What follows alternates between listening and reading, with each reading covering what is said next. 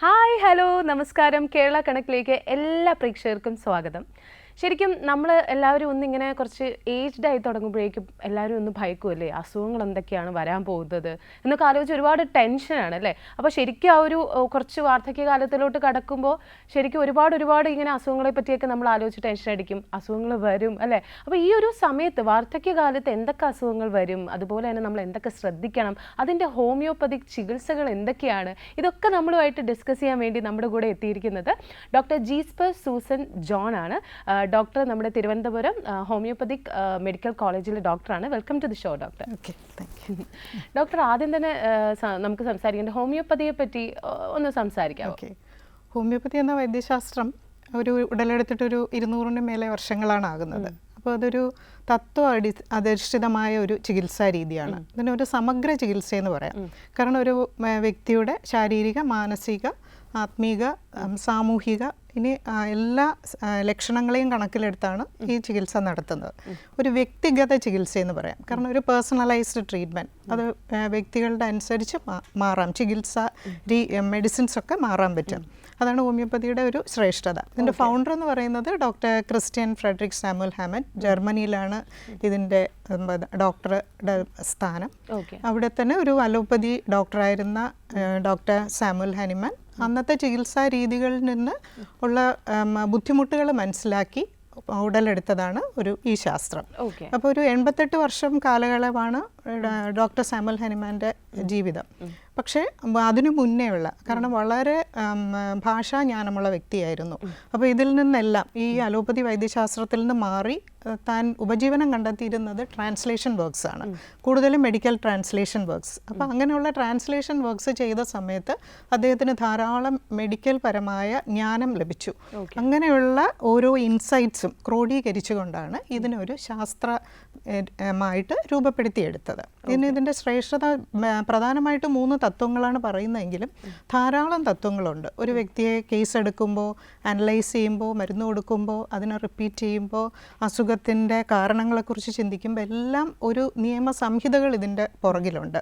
അത് തന്നെ ഒരു 6 എഡിഷനുള്ള ബുക്കാണ്.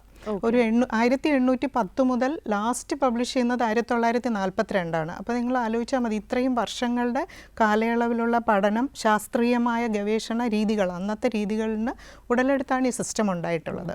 അപ്പോൾ ഈ തത്വങ്ങളെ അധിഷ്ഠിതമായിട്ടാണ് ഓരോ ഫിഷോഗരനും ചികിത്സിക്കുന്നത്.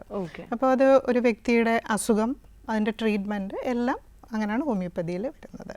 ശരിക്കും ഇപ്പം നേരത്തെ പറഞ്ഞ പോലെ തന്നെ ഒരു വ്യക്തിയെ പറ്റി നല്ല രീതിയിൽ പഠിച്ചിട്ടാണ് ശരിക്കും മരുന്ന് ഓരോരുത്തർക്കും ഡിഫറെൻറ്റ്. അത് ശരിക്കും നമുക്കൊരു ഹോമിയോ ഡോക്ടറിൻ്റെ അടുത്ത് പോകുമ്പോൾ കറക്റ്റായിട്ട് അറിയാം. ഫുൾ ഡീറ്റെയിൽസ് ആദ്യം ഫസ്റ്റ് ടൈം വിസിറ്റിൽ നമ്മളെ പറ്റിയുള്ള എല്ലാ കറക്റ്റ് ഡീറ്റെയിൽസും എടുത്തതിന് ശേഷമേ മരുന്ന് തരാറുള്ളൂ. അപ്പോൾ അത് നമ്മുടെ ടോപ്പിക്കിലോട്ട് വരികയാണ് എന്നുണ്ടെങ്കിൽ ശരിക്കും ഈ വാർദ്ധക്യകാല രോഗങ്ങൾ എന്ന് പറയുമ്പോൾ ഒരുപാട് രോഗങ്ങളുണ്ട്. അപ്പോൾ ആ രോഗങ്ങൾ എന്തൊക്കെയാണ്, അതുപോലെ തന്നെ അത് ഇപ്പം നമ്മൾ കൂടുതലായി ശ്രദ്ധിക്കേണ്ട ആ ഒരു ഇമ്പോർട്ടൻസ് എന്തൊക്കെയാണ് എന്ന് പറയാമോ? ആദ്യം വാർദ്ധക്യകാല രോഗങ്ങളുടെ പ്രാധാന്യത്തെ പറ്റി പറയാം. പ്രാധാന്യം എന്താണെന്ന് പറഞ്ഞാൽ, വാർദ്ധക്യ ജനതയുടെ പോപ്പുലേഷൻ കൂടി വരികയാണ്. അപ്പോൾ WHO റിപ്പോർട്ട് അനുസരിച്ച് തന്നെ ഒരു 1.1 ബില്യൺ ആയിരുന്നത് 2020 2030 ആകുമ്പോൾ 1.4 പോകും. അത് ഡബിൾ ചെയ്യുമെന്നാണ് 2050 പറയുന്നത് WHO കണക്ക്. ഇന്ത്യയിലെടുത്താൽ 9 to 10% ആണ് എബവ് 60 ഇയേഴ്സിൻ്റെ പോപ്പുലേഷൻ, സ്റ്റാറ്റിസ്റ്റിക്കൽ ഡേറ്റ. ഓക്കെ, അത് പക്ഷേ കേരളത്തിൽ ഇപ്പം തന്നെ 21 സെൻസസ് ഡേറ്റ അനുസരിച്ച് 16.5. അത് 2030 എത്തുന്നതിന് മുമ്പേ 20% ആകുമെന്നാണ്. അപ്പോൾ അതിലാണ് നമ്മുടെ കേരളത്തിലെ പ്രസക്തി. അപ്പോൾ ഇവിടെ അത് കാരണം ഇത്രയും വയോജനങ്ങളെ സംരക്ഷിക്കാൻ വേണ്ടി ധാരാളം മാർഗങ്ങൾ ആസൂത്രണം ചെയ്തിട്ടുണ്ട്.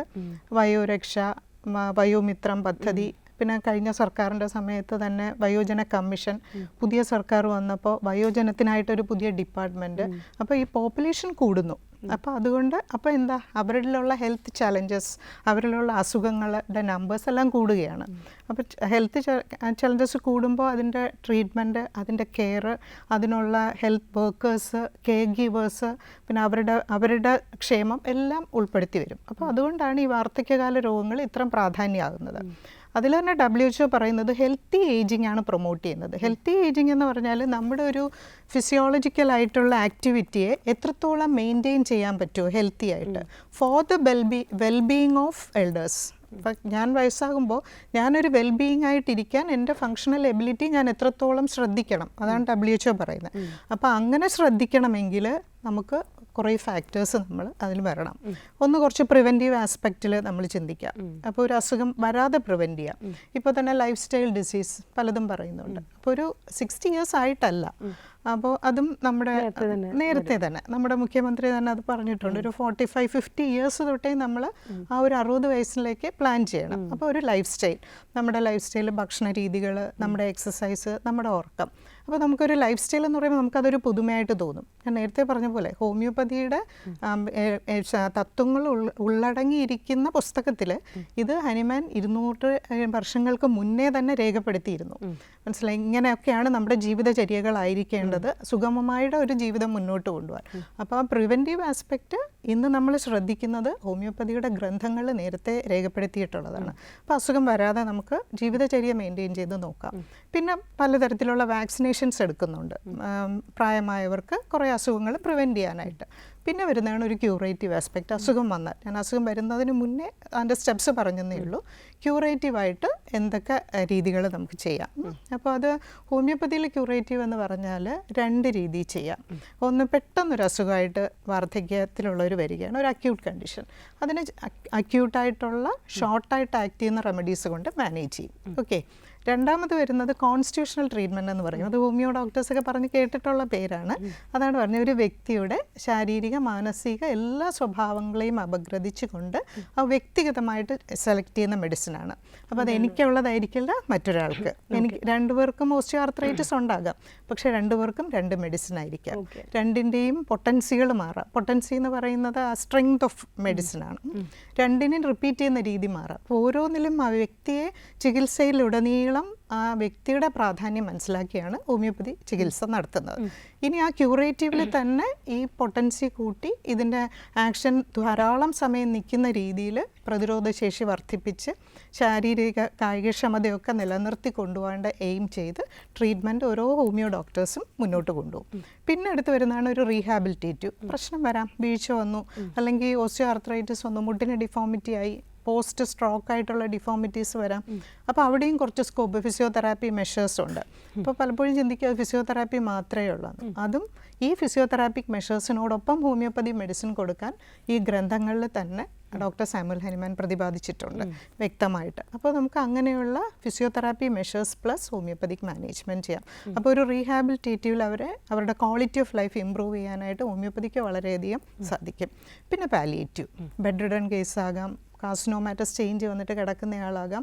അപ്പോൾ അവർ അനുഭവിക്കുന്ന ഏറ്റവും ബുദ്ധിമുട്ടുള്ള ലക്ഷണങ്ങളുടെ മോചനം, പെയിനാകാം, ഉറക്കമില്ലായ്മയാകാം, ഭക്ഷണം കഴിക്കാൻ ബുദ്ധിമുട്ടാകാം, മലം പോകാത്തതാകാം, അല്ലെങ്കിൽ ലൂസ് സ്റ്റൂളാകാം, എന്താണോ അതിന് ഒരു പാലിയേറ്റീവ് മെഷർ. അപ്പോൾ ആ സിംറ്റത്തിന് റിലീഫ് കൊടുക്കുന്ന രീതിയിൽ മാനേജ് ചെയ്യാം. അതും പറഞ്ഞിട്ടുണ്ട്. അതും ഹോമിയോ തത്വത്തിന് അധിഷ്ഠിതമായിട്ട് കറക്റ്റായിട്ടുള്ള മെഡിസിനും പൊട്ടൻസിയും വെച്ച് നമുക്ക് ചെയ്യാവുന്നതാണ്. അതാണ് ഒരു ഹോമിയോപ്പതിയിൽ ഈ വാർദ്ധക്യകാലത്തിൻ്റെ പ്രാധാന്യവും ഹോമിയോപ്പതിക്ക് ചെയ്യാൻ പറ്റുന്ന പ്രധാന കാര്യങ്ങൾ. പിന്നെ ഇതിനെല്ലാത്തിലും ഒരു മെൻ്റൽ ഹെൽത്ത്, ഇപ്പോൾ മാനസികാരോഗ്യം വാർദ്ധക്യത്തിലുള്ളവരുടെ അത് പ്രത്യേകം ശ്രദ്ധിക്കേണ്ടതുണ്ട്. അപ്പോൾ ആ വാർദ്ധക്യ രോഗം വരാതിരിക്കാനായിട്ട് മാനസിക ആരോഗ്യം നിലനിർത്തുന്നതിനായിട്ട് ശ്രദ്ധിക്കണം, അതും പറഞ്ഞിട്ടുണ്ട്. അപ്പോൾ അത് ശരിക്കും ഹോമിയോപ്പതിയുടെ അത്തത്തോളം അടങ്ങിയ പുസ്തകത്തിൽ ബെസ്റ്റ് മെൻ്റൽ റെജിമൻ എന്ന് പറഞ്ഞാണ് പറഞ്ഞിരിക്കുന്നത്. അപ്പോൾ ഇങ്ങനെ ഒരു സംക്ഷിപ്തമായിട്ട് നമ്മുടെ ജീവിതം ഇരിക്കാൻ ശാരീരിക മാനസികമായ എല്ലാ ഘടകങ്ങൾക്കും ശ്രദ്ധിക്കേണ്ടുന്ന കാര്യങ്ങൾ പ്രതിപാദിച്ചിട്ടുണ്ട്. ഓക്കെ. ഇനി അടുത്ത വാർദ്ധക്യകാല രോഗങ്ങളിലേക്ക് വരാം. സാധാരണ പെട്ടെന്ന് വരുന്നതാണ് സ്ട്രോക്ക്, അതിനോടനുബന്ധിച്ച പ്രശ്നങ്ങൾ, കണ്ണിന് വരുന്ന പ്രശ്നം, കാഴ്ച പരിമിതികൾ, കേൾവിക്കുള്ള പ്രശ്നം, പല്ലിൽ വരുന്ന ഡെൻ്റൽ കാരിയസ്, ഇതൊക്കെ കോമൺ ആണ്. പിന്നെ വരുന്നതാണ് അടിക്കടി ഉണ്ടാകുന്ന ഇൻഫെക്ഷൻസ്. കാരണം ഇവരുടെ ഇമ്മ്യൂണിറ്റി വളരെ കുറവാണ്. അത് നോർമൽ ഫിസിയോളജി പോകുന്നതനുസരിച്ച് ഇവരുടെ പ്രതിരോധശേഷി നഷ്ടപ്പെട്ടിരിക്കും, കുറവാണ്. അപ്പോൾ പെട്ടെന്ന് ഇവർക്ക് ഇൻഫെക്ഷൻ ഉണ്ടാകാം. ബ്രോങ്കിയൽ ആസ്മ, COPD, പിന്നെ കഴുത്തിലുള്ള സെർവൈക്കൽ സ്പോണ്ടൈലോസിസ്, ലോ ബാക്ക് ഏക്ക്, പിന്നെ മെയിൻ പ്രധാനമാണ് പോറോസിസ്, ഓസ്റ്റിയോ ആർത്രൈറ്റിസ്. പിന്നെ നമുക്കെല്ലാം അറിയാവുന്ന പോലെ അൾഷിമേഴ്സ് ഇന്ന് കോമൺ ആണ്. അൾഷിമേഴ്സ്, പാർക്കിൻസോണിസം, അതൊരു രീതിയിൽ. പിന്നെ വയറിനകത്ത് വരുന്ന പ്രശ്നങ്ങൾ വരുമ്പോൾ അവർക്ക് irritable bowl syndrome, acid peptic disease, constipation ഇങ്ങനത്തെ കാര്യങ്ങളൊക്കെ വരാവുന്നതാണ്. പിന്നെ അതുപോലെ തന്നെ ജനേറ്റീവ് യൂറിനറിയിൽ പ്രോസ്റ്റാറ്റിക് എൻലാർജ്മെൻറ്റ്, സ്ത്രീകളിലാണെങ്കിൽ അതുപോലെ ഗൈനക്കോളജിക്കൽ ഇഷ്യൂസ് ഇങ്ങനെ ഉണ്ടാകാറുണ്ട്. ഓക്കെ ഡോക്ടർ, നമുക്കൊരു കോളർ ഉണ്ട്, നമുക്ക് കോളിലോട്ട് കിടക്കാം. ഹലോ ഹലോ, കേരള കണക്കിലേക്ക് സ്വാഗതം. ആരാണ്? ഞാൻ ബിജു. ബിജു എവിടെ നിന്നാണ് വിളിക്കുന്നത്? ആറ്റിങ്ങൽ. ഓക്കെ, ഡോക്ടറിനോട് സംശയം ചോദിച്ചോളൂ. ഓക്കെ. ഹലോ, പറഞ്ഞോളൂ.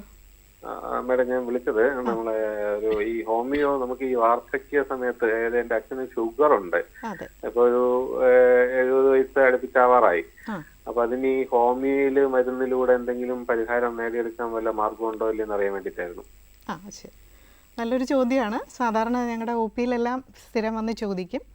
അപ്പോൾ ഡയബറ്റിസ് മെലിറ്റസ് ഇതിന് ഒരു ഓറൽ ഹൈപ്പോഗ്ലൈസീമിക് ഏജൻസോ ഇൻസുലിനോ കൊണ്ട് നമ്മൾ മിക്കവാറും ചികിത്സ നടത്തുന്നവരായിരിക്കും. അപ്പോൾ ഒരിക്കലും അതിനെ സ്റ്റോപ്പ് ചെയ്തിട്ട് ഒരു ഹോമിയോ മരുന്നിലേക്ക് വരാനായിട്ട് നിഷ്കർഷിക്കാറില്ല. കാരണം അതുകൊണ്ട് ഷുഗർ കൺട്രോൾ ആകണം. പിന്നെ അതിൽ ഹോമിയോപ്പതിയുടെ സ്കോപ്പ് എന്തെന്ന് പറഞ്ഞാൽ, ഈ ഡയബറ്റിസ് ആയിരിക്കുന്ന ആൾക്കാർ അല്ലെങ്കിൽ patients insulin oral hypoglycemic agents അതിനോടൊപ്പം ഇൻസുലിനോടൊപ്പം അവർ പലതരത്തിലുള്ള കോംപ്ലിക്കേഷൻസ് വരാം. ഉദാഹരണം, ഒരു ഓസ്റ്റിയോ ആർത്രൈറ്റിസ് ഉണ്ട്, അതിൽ പെട്ടെന്നുള്ള പെയിൻ, ഇങ്ങനത്തെ പ്രോഗ്രഷൻസ് ഒക്കെ വരാം. ഇതൊക്കെ അറസ്റ്റ് ചെയ്യാൻ നമ്മൾ മെഡിസിൻ കൊടുക്കും. അതിനൊരു പറഞ്ഞാൽ ഒരു ആഡ് ഓൺ തെറാപ്പി എന്ന് പറയാം. മറ്റു മരുന്നിന് നിന്നും കുറച്ച് വ്യത്യസ്തമാക്കി കഴിക്കാം. അപ്പോൾ ഹോമിയോ മരുന്നുകൾ തന്നെ അത് സ്റ്റാൻഡ് അലോൺ തെറാപ്പി ആയിട്ടും കഴിക്കാം, add on therapy. Stand alone എന്ന് പറഞ്ഞാൽ ഹോമിയോ മരുന്ന് മാത്രം. അപ്പോൾ ഈ ഡയബറ്റിസിനകത്ത് 70 വയസ്സായി ഇത്രയും നാൾ കഴിച്ചുകൊണ്ടിരിക്കുന്ന ഒരു വ്യക്തിക്ക് കൂടുതൽ കോംപ്ലിക്കേഷൻസ് പ്രിവെൻറ്റ് ചെയ്യാനായിട്ട് ഹോമിയോപ്പതി കൊടുക്കാം. അതും വളരെ സ്കോപ്പാണ്. കാരണം അതൊരു ഞാനിപ്പോൾ ഒരു പ്രാക്ടീസ് ചെയ്തിട്ടൊരു 25-30 വർഷമായി. അപ്പോൾ ഇതിനിടയിൽ കണ്ടിട്ടുള്ളത് മറ്റ് ചികിത്സാ രീതികളെക്കാളും ഇതൂടെ അവലംബിക്കുന്നവർക്ക് കോംപ്ലിക്കേഷൻസിൻ്റെ അളവ് വളരെ കുറവാണ്. പിന്നെ മറ്റൊന്ന്, തുടക്കത്തിലേ തന്നെ നമ്മൾ അറിയുകയാണ്. അപ്പോൾ വേറെ ട്രീറ്റ്മെൻ്റ് ഒന്നും സ്റ്റാർട്ട് ചെയ്തിട്ടില്ല. അങ്ങനെയാണെങ്കിൽ ഡയറ്ററി ഷെഡ്യൂള്, എക്സസൈസ്, വാക്കിംഗ് ഇതിനോടൊപ്പം അനുബന്ധിച്ച് ഹോമിയോ ഈ നേരത്തെ പറഞ്ഞ കോൺസ്റ്റിറ്റ്യൂഷണൽ മെഡിസിൻസ് വെച്ച് കറക്റ്റ് ചെയ്യാവുന്നതാണ്. Okay, thank you so much. Okay, അപ്പോൾ ബിജു ചോദിച്ച പോലെ തന്നെ ഈ ഡയബറ്റീസ് അപ്പോൾ ശരിക്കും ഒരാൾക്ക് വന്നു കഴിഞ്ഞാൽ നമ്മളിപ്പോൾ തുടക്കത്തിലെ കണ്ടുപിടിച്ച് തുടക്ക സമയത്തെ ശരിക്കും ഹോമിയോയിൽ നിന്ന് സ്റ്റാർട്ട് ചെയ്ത് അത് തന്നെ കണ്ടിന്യൂ ചെയ്ത് പോകാനുള്ള ഓപ്ഷനുണ്ട്. കുറച്ച് നാളൊക്കെ കൺട്രോൾ ചെയ്ത് പോകും. അതിനകത്താണ് ആ പ്രിവെൻറ്റീവ് ആസ്പെക്റ്റാണ് ഏറ്റവും പ്രധാനം. വരാതെ ശ്രദ്ധിക്കുക ലൈഫ് സ്റ്റൈൽ. എന്നിരുന്നാലും ഇപ്പോൾ അതിൻ്റെ പെർസെൻറ്റേജ് വളരെ കൂടുതലാണല്ലോ, വരുന്നുണ്ട്. പിന്നെ അതൊരു ലിമിറ്റ് വിട്ടുപോയി, കോംപ്ലിക്കേഷൻസിനൊക്കെ ചാൻസ് ഉണ്ട്. അപ്പോൾ നമ്മൾ മറ്റ് ട്രീറ്റ്മെൻറ്റ് അവിടെ അവലംബിക്കാം. അപ്പോൾ ഇത് തന്നെ ഈ government homeo medical college Trivandrum, government homeo medical college Calicut, പിന്നെ 3 അല്ലാതെ എയ്ഡഡ് ഹോമിയോ കോളേജസ് ഉണ്ട്. ശ്രീ വിദ്യാധിരാജ, പടിയാർ മെമ്മോറിയൽ, പിന്നെ ആതുരാശ്രമം കോട്ടയം. എല്ലാ സ്ഥലത്തും ഇതിനുള്ള ഒ പി സൗകര്യങ്ങളുണ്ട്. ജെറിയാട്രിക് ഒ പീസ് തന്നെ ഉണ്ട്. അവിടെ നിന്ന് ഇതെല്ലാം തേടാവുന്നതാണ്. പിന്നെ എല്ലാം വ്യക്തമായിട്ടുള്ള നിർദ്ദേശങ്ങൾ എല്ലാ സ്ഥലങ്ങളിലും നൽകും. ഇത് പോയിട്ട് ഓരോ ജില്ലകളിലും ഹോമിയോ ഡിസ്പെൻസറീസ് ഉണ്ട്, ഹോമിയോ ഹോസ്പിറ്റൽസ് ഉണ്ട്, കിടത്തി ചികിത്സിക്കുന്ന സ്ഥലങ്ങൾ. അവിടെയൊക്കെ സഹായം തേടി ചികിത്സകൾ നേടാവുന്നതാണ്. ഓക്കെ, അതുപോലെ തന്നെ ഇപ്പോൾ ലൈഫ് സ്റ്റൈൽ ഡിസീസ് ഉണ്ടല്ലോ, ഷുഗർ ആണെന്നുണ്ടെങ്കിലും കൊളസ്ട്രോൾ ആണെന്നുണ്ടെങ്കിലും പ്രഷർ ആണെന്നുണ്ടെങ്കിലും, ഈ ലൈഫ് സ്റ്റൈൽ ഡിസീസസിൽ ഏറ്റവും നമുക്ക് സ്ട്രോങ് ആയിട്ടൊരു ട്രീറ്റ്മെൻറ്റ് കൊടുക്കാൻ പറ്റുന്നത് ഹോമിയോപ്പതിക്ക് ഏതായിരിക്കും? ലൈഫ് സ്റ്റൈൽ ഡിസീസിൽ ഏറ്റവും സ്ട്രോങ് ആയിട്ട് കൊടുക്കാൻ പറ്റുന്നത് എല്ലാ ലൈഫ് സ്റ്റൈൽ ഡിസീസസും നമ്മളിലോട്ട് വരാറുണ്ട്. ഡയബറ്റീസ് വരും, ഹൈപ്പർ ടെൻഷൻ വരും, പിന്നെ അതിനോടനുബന്ധിച്ചുള്ള കോംപ്ലിക്കേഷൻസ് ആയിട്ട് പേഷ്യൻസ് വരാറുണ്ട്. പിന്നെ PCOSൻ്റെ ചേഞ്ചസ് ആയിട്ട് കുട്ടികൾ വരുന്നത്. അപ്പോൾ ഇതിലൊക്കെ ഒരു പരിധിവരെ ഹോമിയോപ്പതി എഫക്റ്റീവായിട്ട് കാണാൻ പറ്റും. അതുപോലെ സ്റ്റഡീസ് ഉണ്ട്. ശരിക്കും ഇപ്പോൾ PCOSൻ്റെ പറഞ്ഞല്ലോ, അപ്പം ശരിക്കും ഒരു പ്രോപ്പർ റിസൾട്ട് അങ്ങനെ ഒരു ട്രീറ്റ്മെൻറ്റിനും അങ്ങനെ കണ്ട് വരാറില്ല. PCOSന് ഹോമിയോയിൽ നല്ല ഇഫക്റ്റീവാണ്. അവിടെ ട്രിവാൻഡ്രം ഹോമിയോ മെഡിക്കൽ കോളേജും government homeo medical college Calicut രണ്ടിടത്തും ഇതിനായിട്ട് സ്പെഷ്യാലിറ്റീസ് തന്നെ ഉണ്ട്, നല്ല എഫക്റ്റീവായിട്ടുണ്ട്. ഇനി ഇതെല്ലാം പോയിട്ട് ഇതിൽ ധാരാളം സ്റ്റഡീസ് ഹോമിയോ മെഡിസിൻസ് കൊടുത്തത് ഉണ്ട്. അത് പബ്മെഡ്, ഗൂഗിൾ സ്കോളർ അതിൽ നോക്കിയാൽ കിട്ടും. ഇനി ഇതെല്ലാം ഈ PG കുട്ടികളുടെ തീസിസ് അതെല്ലാം വളരെ സ്ട്രിക്റ്റായിട്ട് ചെയ്ത് കേരള മെഡിക്കൽ യൂണിവേഴ്സിറ്റി അംഗീകരിച്ചതാണ്. ചിലർ PhD തന്നെ അവരുടെ തീസിസ് ടോപ്പിക്ക് ഇതാണ്. അപ്പോൾ അതെല്ലാം വളരെ എഫക്റ്റീവായിട്ട് കാണുന്നുണ്ട്. നമുക്കൊരു കോളർ കഴിഞ്ഞ് തിരിച്ചു വരാം. ഹലോ ഹലോ, ഇതാരാണ്? ഹലോ, തിരുവല്ലയിലാണ് സന്തോഷ്. സന്തോഷ് ദേ ഡോക്ടറിനോട് സംശയം ചോദിച്ചോളൂ. ഹലോ സന്തോഷ്, കേൾക്കുന്നുണ്ടോ? ഹലോ, നമസ്കാരം. ഹലോ സന്തോഷ്, ഡോക്ടറിനോട് സംശയം ചോദിച്ചോളൂ, ഡോക്ടർ കേൾക്കുന്നുണ്ട്. രണ്ട് കാര്യമാണ്. ഒന്ന്, ഈ പ്രായം ചെന്ന ആൾക്കാരെ കൂടുതൽ ഹോമിയോ ഡിപ്പെൻഡ് ചെയ്യുമ്പോൾ ഈ സഡനായിട്ടൊരു എഫക്റ്റ് ഉണ്ടാകുന്നില്ല. പൊതുവിൽ അങ്ങനെയാണ്. ഇപ്പം നേരത്തെ കൊച്ചിലെ ആണെങ്കിലും പനി ആണെങ്കിലും മറ്റു അസുഖങ്ങളാണെങ്കിലും പതുക്കെ അത് മാറത്തുള്ളൂ. പൂർണ്ണമായിട്ട് മാറുമായിരിക്കും, പക്ഷേ ഒരുപാട് കാലതാമസം എടുക്കുന്നത് ഒന്ന്. രണ്ട്, ഈ വാർദ്ധക്യ സഹജമായ പല അസുഖങ്ങളും വരുമ്പോൾ ഇതിനകത്ത് ഹോമിയോയ്ക്കകത്ത് മരുന്നുണ്ടോ എന്നുള്ളൊരു സംശയം പൊതുവിൽ നിലനിൽക്കുന്നുണ്ട്. കാരണം അതുകൊണ്ടാണ് കൂടുതൽ അലോപ്പതിയെ ആശ്രയിക്കേണ്ടി വരുന്നത്. ആയുർവേദത്തിൽ പോലും പല മരുന്നുകളും ഉള്ളപ്പോഴും ഈ ഹോമിയോയ്ക്കകത്ത് ഉണ്ടോ എന്നുള്ളൊരു സംശയം വരും. പ്രധാനമായിട്ടും ഒരാൾ വീണ് കഴിയുമ്പോൾ ഒടിവുണ്ടാകുന്നു, അല്ലെങ്കിൽ ഒരു മുറിവുണ്ടാകുന്നു, അതിൽ ഹോമിയോയ്ക്കകത്ത് മരുന്നുണ്ട് എന്നുള്ളൊരു സംശയം നിൽക്കുന്നുണ്ട്. ഒരാൾ വീണ് കഴിയുമ്പോൾ അയാൾക്ക് ഓട്ടോമാറ്റിക്കലി അയാൾ അലോപ്പതി ഡോക്ടർമാരെയാണ് ആശ്രയിക്കുന്നത്. ഹോമിയോയ്ക്കകത്ത് ഇപ്പം അടുത്തൊരു ഹോമിയോ ഡോക്ടർ ഉണ്ടെങ്കിലും എന്തെങ്കിലും ഒരു ഒടിവോ ചതവോ മുറിവോ ഉണ്ടെങ്കിൽ ഈ ഹോമിയോയ്ക്കകത്ത് എന്ത് ചെയ്യാൻ പറ്റും? അത്തരം പരിമിതികൾ ഹോമിയോയ്ക്കകത്തില്ലേ? അത് പൊതുവെ സമൂഹത്തിന്റെ ഒരു സംശയമാണ്. ഓക്കെ, ചോദ്യത്തിൻ്റെ 3 ഭാഗങ്ങളാണ്. ഒന്ന്, പെട്ടെന്നുണ്ടാകുന്ന അസുഖങ്ങൾക്ക് വളരെ കാലതാമസം എടുത്ത് ആണല്ലോ ഹോമിയോ ക്യൂർ നടക്കുന്നത്. അത് സാധാരണയുള്ള ഒരു പറച്ചിൽ. അതിനാദ്യം ഉത്തരം പറയാം. പെട്ടെന്നുണ്ടാകുന്ന അസുഖം അത് കാലതാമസം എന്നുള്ളത് ശരിയായ ഒരു രീതിയല്ല. കാരണം ഇപ്പോൾ തന്നെ പനി വന്നാലും നമ്മൾ പലപ്പോഴും 3 ദിവസമോ 4 ദിവസമോ ഒക്കെ മറ്റ് മെഡിസിൻസ് കഴിച്ചായിരിക്കും അത് നോർമൽ കോഴ്സിലോട്ട് എത്തുന്നത്. അപ്പോൾ അതുപോലെ തന്നെ അതേ സമയപരിധികൾക്കുള്ളിൽ തന്നെ ഹോമിയോ മരുന്ന് അക്യൂട്ടായിട്ടുള്ള ഡിസീസസിന് നന്നായിട്ട് ക്യൂർ കിട്ടുന്നുണ്ട്. ഇനി പെട്ടെന്ന് റിലീഫ് എന്ന് പറഞ്ഞാൽ ഞാൻ നേരത്തെ പറഞ്ഞ ഒരു ഓസ്റ്റിയോ ആർത്രൈറ്റിസ് തന്നെ എടുക്കാം, ഒടുവിലേക്ക് പിന്നെ വരാം. അപ്പോൾ അവിടെ ഒരു മുട്ടിലുള്ള തേയ്മാനം 10 വർഷം 15 വർഷമായി ഉണ്ടായി, അതിലുണ്ടായ ഡിഫോമിറ്റീസും ഒക്കെ ആയിരിക്കുന്ന ഒരാൾക്ക് പെട്ടെന്നൊരു മരുന്ന് കൊടുത്ത് നമുക്ക് ആശ്വാസം കണ്ടെത്താൻ കഴിയില്ല. അത് ഓരോ സ്റ്റെപ്പ് ബൈ സ്റ്റെപ്പായിട്ട് മാത്രമേ അതിൽ റിലീഫ് കിട്ടൂ. അല്ലെങ്കിൽ നമ്മൾ വേദന സംഹാരികൾ പോലെ കഴിച്ച് പെട്ടെന്ന് വേദന കുറയ്ക്കുന്നു, വീണ്ടും നമ്മുടെ ഡെയിലി ആക്ടിവിറ്റീസിലോട്ട് പോകുന്നു. ഹോമിയോപ്പതിയുടെയും അവർക്ക് അപ്പോഴുള്ള ലക്ഷണങ്ങളെ ഒരു സാവധാനം കുറച്ച് അതിലുള്ള കൂടുതൽ ഡീജനറേറ്റീവ് ചേഞ്ചസ് വരുന്നതിനെയൊക്കെ ഒന്ന് ലിമിറ്റ് ചെയ്ത് ഡിഫോമിറ്റീസ് വരാതെ പ്രൊമോട്ട് ചെയ്ത് അവരുടെ ക്വാളിറ്റി ഓഫ് ലൈഫ് ഇമ്പ്രൂവ് ചെയ്യുകയാണ്. അപ്പോൾ കാലതാമസം എന്നുള്ളത് ഓരോ അസുഖത്തിൻ്റെ ഘടന അനുസരിച്ചും ഇരിക്കും. പിന്നെ അടുത്ത ചോദ്യം, അതായത് ഈ ഒടിവ് ഇതുപോലെ ഒടിവ്, അതെ, അതൊരു പരിമിതി. ഒടിവ്, പെട്ടെന്നുള്ള ഡിസ്ലൊക്കേഷൻസ്, ഇങ്ങനെയൊക്കെ വരുന്ന സന്ദർഭങ്ങളിൽ മറ്റു ചികിത്സാ രീതികളെ അവലംബിക്കാം. പേഷ്യൻസ് ആയുർവേദം, ഇപ്പോൾ മെഡിക്കൽ കോളേജ് ആണെങ്കിലും ഞങ്ങൾ കോളേജിൽ നിന്ന് അങ്ങനെ വരുമ്പോൾ റെഫർ ചെയ്യുകയാണ് ചെയ്യുന്നത്. ഇതിനകത്ത് ഹോമിയോപ്പതിയുടെ സ്കോപ്പ് അവിടെ എന്താണെന്ന് വെച്ചാൽ ചതവ് വരുന്നു, അങ്ങനെയുള്ള കണ്ടീഷൻസിനകത്ത് ഹോമിയോ മെഡിസിൻസ് ഉണ്ട്. അത് വളരെ എഫക്റ്റീവാണ്. പല ഉപയോഗിച്ചവർക്കൊക്കെ അറിയാം. ആ എക്സുഡേഷൻ, ആ ഫ്ലൂയിഡ് എല്ലാം അബ്സോർബ് ചെയ്ത് നോർമലൈസ് ചെയ്യാനായിട്ട് സാധിക്കും. പക്ഷേ അവിടെ ഒരു സർജിക്കൽ പ്രൊസീജിയർ, സർജിക്കൽ ഇൻ്റർവെൻഷൻ അല്ലെങ്കിൽ ഡിസ്ലൊക്കേഷൻ കറക്റ്റ് ചെയ്യണോ എന്നൊക്കെ വരുന്നത് അതൊരു ഹോമിയോ മെഡിസിൻ മാത്രം കൊണ്ട് ചെയ്യാൻ പറ്റുന്നതല്ല. അത് നേരത്തെ പറഞ്ഞ പോലെ ഞാൻ പറഞ്ഞല്ലോ, ഹോമിയോപ്പതിയുടെ തത്വങ്ങളടങ്ങിയ പുസ്തകം അതിനകത്ത് വ്യക്തമായിട്ട് രേഖപ്പെടുത്തിയിട്ടുണ്ട്. Life saving measures, immediate treatment ആകേണ്ട സന്ദർഭങ്ങളിൽ, എമർജൻസി ട്രീറ്റ്മെൻറ്റ്സ്, അവിടെയൊക്കെ നമ്മൾ അതിനുള്ള മെഷേഴ്സ് അവലംബിക്കുകയാണ് വേണ്ടത്. ഇനി ഈ ഒടിവും ചതവും വന്നു, അതിനുശേഷം കറക്റ്റ് ചെയ്തു, പിന്നെ പേഷ്യൻസ് വരാറുണ്ട്, അവിടെ വീണ്ടും വേദന നിൽക്കുന്നു, അല്ലെങ്കിൽ അവിടെ വീണ്ടും നീര് വരുന്നു, കുറച്ചു കാലം നടക്കാനുള്ള ബുദ്ധിമുട്ട്, പ്രയാസം, അതൊക്കെ ശരിയായ ഹോമിയോ മരുന്നുകൾ ഓരോ ഘട്ടത്തിനനുസരിച്ചായിട്ടുള്ളത് പൊട്ടൻസി മാറ്റിയൊക്കെ കൊടുക്കുമ്പോൾ നല്ല റിലീഫ് കണ്ടുവരുന്നുണ്ട്. അപ്പോൾ ഇവിടെ ശരിക്കും വാർദ്ധക്യത്തിലുള്ളവർക്ക് ഹോമിയോയിൽ മെഡിസിൻ ഉണ്ടോ, അതാണ് അടുത്തൊരു ചോദ്യമായിരുന്നത്. തീർച്ചയായിട്ടും വളരെ എഫക്റ്റീവായിട്ടുള്ള മെഡിസിനുണ്ട്. വാർദ്ധക്യകാലത്തിലുള്ളവർക്ക് കഴിക്കാൻ വളരെ ഇഷ്ടവും സുഖപ്രദവുമാണ്, ലളിതമാണ്, വളരെ കോസ്റ്റ് എഫക്റ്റീവാണ്, ചിലവ് കുറഞ്ഞതാണ്. അവരുടെ ആ മെഡിസിൻ സേവിക്കുന്നതോടൊപ്പം അവരുടെ ക്വാളിറ്റി ഓഫ് ലൈഫ് വളരെ ഇമ്പ്രൂവ് ചെയ്യും. പിന്നെ ചോദിച്ചതുപോലെ അങ്ങനെ ഹോമിയോയിൽ ആശ്രയിക്കുന്നില്ല എന്ന് അല്ല, അത് തെറ്റായ ഒരു ധാരണയാണ്. ധാരാളം പേഷ്യൻസ് 60 വയസ്സിന് മേലെ ഈ government homeo medical college, homeo dispensaries, ഞാൻ പറഞ്ഞ ഈ എയ്ഡഡ് കോളേജസ്, ഇവിടെ ഒക്കെ സന്ദർശിച്ച് അതിൻ്റെ ഫലപ്രാപ്തി എത്തുന്നുണ്ട്. ആ ഫലപ്രാപ്തി ശരിക്കും മനസ്സിലാക്കുന്നത്, ഇപ്പോൾ ആദ്യം ചോദിച്ചല്ലോ പെട്ടെന്നല്ല താമസിച്ചാണ് കുറയുന്നതെന്ന്, അത് മനസ്സിലാക്കണമെങ്കിൽ ഒരു ഹോമിയോ മരുന്ന് സ്ഥിരമായി കഴിക്കുന്ന വ്യക്തികളെ കണ്ട് മനസ്സിലാക്കുമ്പോൾ മാത്രമേ ആ ഹോമിയോപ്പതിയുടെ ബ്യൂട്ടി എന്തെന്ന് മനസ്സിലാക്കൂ. അവരുടെ ക്വാളിറ്റി ഓഫ് ലൈഫ് ഇമ്പ്രൂവ് ചെയ്ത് അവരുടെ ആക്ടിവിറ്റീസ്, ഡെയിലി ലിവിങ്ങിനുള്ള ആക്ടിവിറ്റിയൊക്കെ പരസഹായം കൂടാതെ ജീവിച്ച് സുഖമായിട്ട് ഒരു 80, 85, 90 വയസ്സ് വരെ ജീവിക്കാമെങ്കിൽ അതൊരു നല്ല സ്കോപ്പല്ലേ, അതൊരു നല്ല ബ്യൂട്ടി അല്ലേ, അതൊരു നല്ല സാധ്യതയല്ലേ. Okay, thank you so much.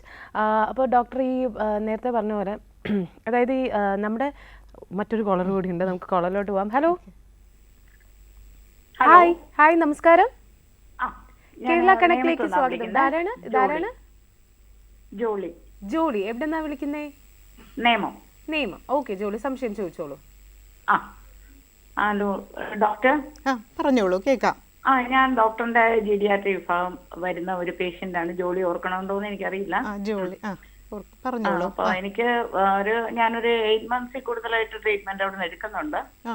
അപ്പൊ എന്റെ പ്രശ്നം, എനിക്ക് 62 വയസ്സുണ്ട്. ഓക്കെ. അപ്പോ കാലിന്റെ ആടിഭാഗം, എന്റെ വെള്ളയുടെ ആ ഭാഗം ഭയങ്കര നല്ല വേദനയാണ്, ഉപ്പൂറ്റി അതായിരുന്നു. അപ്പൊ ഇപ്പഴും ഞാൻ ആ മരുന്ന് കണ്ടിന്യൂ ചെയ്യുന്നുണ്ട്. ഇപ്പൊ ഒരു മാസം കൊണ്ട് ഞാൻ വരുന്നില്ല. അപ്പൊ എനിക്ക് വേദന ഇപ്പൊ ഇല്ല. അപ്പൊ ഇനി ആ മരുന്ന് അങ്ങനെ കണ്ടിന്യൂ ചെയ്യണമോ, അത് എത്ര കാലം വരെ ഞാൻ കഴിക്കേണ്ടി വരും എന്നുള്ളതിനെ കുറിച്ചും. കാല് സോഫ്റ്റ് ആയിട്ടുണ്ട്, കുറച്ച് സോഫ്റ്റ് ആയിട്ടുണ്ട്. അടിഭാഗം കട്ടിയുണ്ടായിരുന്നത് മാറിയിട്ടുണ്ട്. വളരെ നല്ലൊരു ചോദ്യമാണ്. പലപ്പോഴും വാർദ്ധക്യത്തിലുള്ളവർ കാണിക്കുന്ന ഒരു സംഭവമാണ്. അതായത് മരുന്ന് കഴിച്ച് ഒന്ന് കുറഞ്ഞതിന് ശേഷം ഫോളോ അപ്പിന് വരില്ല. അപ്പോൾ ഹോമിയോപ്പതി മരുന്ന് നേരത്തെ ഒരു വ്യക്തി ചോദിച്ചതുപോലെ വളരെ നാളുകൾ നമ്മളിങ്ങനെ കണ്ടിന്യൂ ചെയ്ത് കഴിക്കണം. അതെന്തിനാണെന്ന് ചോദിച്ചാൽ, കൊടുക്കുന്ന ഒരു മരുന്ന് അതിൻ്റെ പൊട്ടൻസി കൂട്ടി കഴിക്കുക, പിന്നെ അതിൻ്റെ ഫോളോ അപ്പിലുള്ള മെഡിസിൻസ് കഴിക്കുക. അപ്പോൾ ഇപ്പോൾ പറഞ്ഞ ഈ കേസ് ഉപ്പൂറ്റിയിലെ വേദനയായിരുന്നു, ആശ്വാസമുണ്ട്, ഇപ്പോൾ 1 മാസമായിട്ട് വരുന്നില്ല. അപ്പോൾ പക്ഷേ ആ കഴിച്ചിരിക്കുന്ന മരുന്നിൻ്റെ ഹയർ പൊട്ടൻസിയിലോട്ട് പോവുകയോ അല്ലെങ്കിൽ അതിൻ്റെ ആക്ഷൻ കംപ്ലീറ്റ് ചെയ്യാൻ പറ്റുന്ന രീതിയിലുള്ള അടുത്ത ഫോളോ അപ്പ് ട്രീറ്റ്മെൻറ്റ് എന്ന് പറയും. ആ ഫോളോ അപ്പ് ട്രീറ്റ്മെൻറ്റും ഓരോ തത്വങ്ങളനുസരിച്ചാണ് ഓരോ ഹോമിയോ ഡോക്ടേഴ്സും ചെയ്യുന്നത്. അപ്പോൾ അത് വെറുതെ എഴുതുന്നതല്ല. അപ്പോൾ അത് വന്നു കണ്ട് അപ്പോഴുള്ള സിംറ്റംസിനെ എല്ലാം ഒന്ന് മനസ്സിലാക്കി ചെയ്യേണ്ടതാണ്. തീർച്ചയായിട്ടും അത് ഫോളോ അപ്പായിട്ട് ഗവൺമെൻറ് ഹോമിയോപ്പതി മെഡിക്കൽ കോളേജ് ട്രിവാൻഡ്രത്തിലെ ജെറിയാട്രിക് ഒപിയിൽ വരണം. വീണ്ടും വരണം, കണ്ടിന്യൂ ചെയ്യണം. ശരി ഡോക്ടർ, എന്തായാലും നല്ല ആശ്വാസമുണ്ട്. അപ്പൊ ഞാൻ വരും, തീർച്ചയായിട്ടും വരും. Thank you so much. Doctor, ഇപ്പോൾ ഈ പറഞ്ഞ പോലെ ഈ കണ്ടിന്യൂ ചെയ്യണം കറക്റ്റായിട്ട് എന്ന് പറഞ്ഞ പോലെ, ഇപ്പോൾ എൻ്റെ ഒരു എക്സ്പീരിയൻസ് പറയുന്നുണ്ടെങ്കിൽ, എനിക്ക് പിമ്പിൾ വരുന്ന സമയത്ത് ഞാൻ ഇതുപോലെ ഹോമിയോ കഴിക്കുന്നുണ്ടായിരുന്നു. ഹോമിയോ കഴിക്കുന്ന സമയത്ത് എനിക്ക് വരുന്നുണ്ടാവില്ല. പക്ഷെ പിന്നെ ഇടയ്ക്ക് ഏകദേശം 1 year അടുപ്പിച്ച് ഞാൻ കഴിച്ചിട്ടുണ്ട്. പക്ഷെ നിർത്തിയപ്പോഴത്തേക്കും പിന്നെ വീണ്ടും വന്നു. പക്ഷെ എനിക്ക് പിന്നെ കണ്ടിന്യൂ ചെയ്യാൻ പറ്റില്ല. അപ്പം ഞാൻ ചോദിക്കുന്നത്, എത്ര നാളാണ് ചില ഇതുപോലുള്ള, ഇപ്പം ഇല്ല, ഇപ്പം നിന്നു, കുറച്ച് കഴിഞ്ഞതിന് ശേഷം കുറച്ച് നാൾ പിന്നെ ഉണ്ടായിരുന്നു, പിന്നെ നിന്നു. പക്ഷെ അത് എത്ര നാൾ ശരിക്കും നമ്മൾ ഈ ഇങ്ങനെയുള്ള ട്രീറ്റ്മെന്റ്സ്, പിമ്പിൾ, അതുപോലെ തന്നെ നമുക്ക് ഈ അലർജി, ഡസ്റ്റ് അലർജിക്ക് ഹോമിയോയിൽ നല്ല ട്രീറ്റ്മെന്റ് ഉണ്ടെന്ന് പറഞ്ഞാൽ, അതൊക്കെ എത്ര നാളാണ് ശരിക്കും ഒരു? അത് കുറച്ച് നാൾ പോകേണ്ടി വരും. അത് ഡിപ്പെൻഡ്സ് അപ്പോൺ ദ ഇൻഡിവിജ്വൽ. അതും അങ്ങനെയാണ്. അപ്പോൾ ചിലപ്പോൾ ചിലർ ഭയങ്കര സെൻസിറ്റീവ് ആയിരിക്കും, അവർക്ക് പെട്ടെന്ന് മെഡിസിൻ ആക്ഷൻ കിട്ടും. ഒരു ഡോസ് അവർക്ക് കൊടുത്താൽ 2 months 3 months അവരുടെ ആക്ഷൻ നിൽക്കും.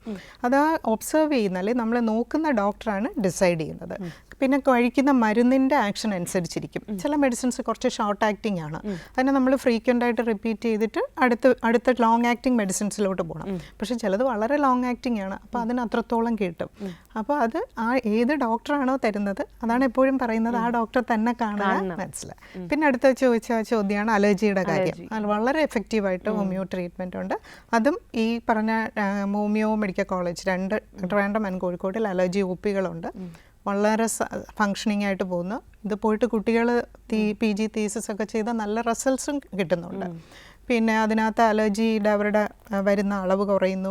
പല type of allergies, allergic rhinitis ആകാം, അതിനോടനുബന്ധിച്ച് വരുന്ന ബ്രോങ്കിയൽ ആസ്മയാകാം, അല്ലെങ്കിൽ സ്റ്റൊമക്കിൽ വരുന്ന അലർജീസ്, എല്ലാറ്റിനും നല്ല ട്രീറ്റ്മെന്റ് ഹോമിയോപ്പതിയിലുണ്ട്. നമുക്കൊരു ചോദ്യം ഉള്ളതാണ്, കൊച്ചിയിൽ നിന്നാണ് ചോദിച്ചിരിക്കുന്നത്, സുരേഷാണ്. 60 വയസ്സ് കഴിഞ്ഞവർക്ക് BP-ക്ക് നമുക്ക് കൃത്യമായിട്ട് ഹോമിയോയിൽ മരുന്നുണ്ടോ എന്നാണ്. അതൊരു ചോദ്യമാണ്. അപ്പോൾ ഹൈപ്പർ ടെൻഷൻ ഹോമിയോയിൽ നല്ല മെഡിസിൻസ് ഉണ്ട്, പ്രൊവൈഡഡ്. എല്ലാ ബാക്കി ടെസ്റ്റുകളും ചെയ്യുക, അയാൾക്കൊരു കോംപ്ലിക്കേഷൻസ് ഇല്ല. പിന്നെ ഒരു ലാബ് ഇൻവെസ്റ്റിഗേഷൻസ് എന്തൊക്കെയാണോ അതിനാവശ്യം. ഇപ്പോൾ ഒരു BP ഉണ്ട്, ഉടനെ ഹോമിയോ മെഡിസിൻ കൊടുക്കുകയല്ല ഒരു ഡോക്ടർ ചെയ്യുന്നത്. ആ ഒരു ഡിസീസിനെ, കണ്ടീഷനെ അതിൽ നിൽക്കാൻ വേണ്ടി കോംപ്ലിക്കേഷൻ അല്ലെങ്കിൽ പ്രൊമോട്ടിംഗ് ഫാക്ടേഴ്സ് എന്തൊക്കെയുണ്ടെന്ന് എല്ലാ ബ്ലഡ് പാനൽസും നോക്കും, എന്നിട്ടാണ് ഡിസൈഡ് ചെയ്യുന്നത്. ഓക്കെ, അപ്പോൾ BP കൺട്രോൾ ചെയ്യാനായിട്ട് ഇഷ്ടംമാതിരി മെഡിസിൻസ് ഉണ്ട് ഹോമിയോപ്പതിയിൽ, വളരെ എഫക്റ്റീവായിട്ട് കാണുന്നുമുണ്ട്.